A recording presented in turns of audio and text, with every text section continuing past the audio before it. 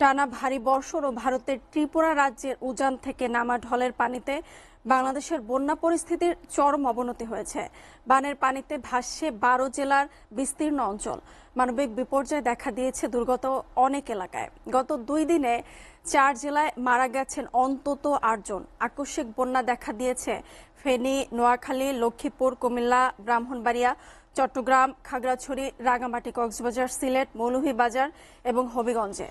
বন্যার পানিতে তলিয়ে আছে নোয়াখালী সদরসহ 7 উপজেলার বিস্তীর্ণ এলাকা। ডুবেছে সড়ক মহাসড়ক। পানিবন্দী প্রায় 20 লাখ মানুষ।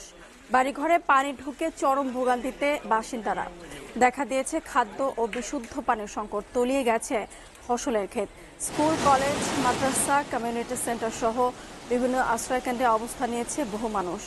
বানের পানিতে ভাসছে চট্টগ্রামের 16 উপজেলার নিম্নাঞ্চল। সবচেয়ে বেশি খারাপ অবস্থা হাটহাজারী এবং ফটিকছড়িতে।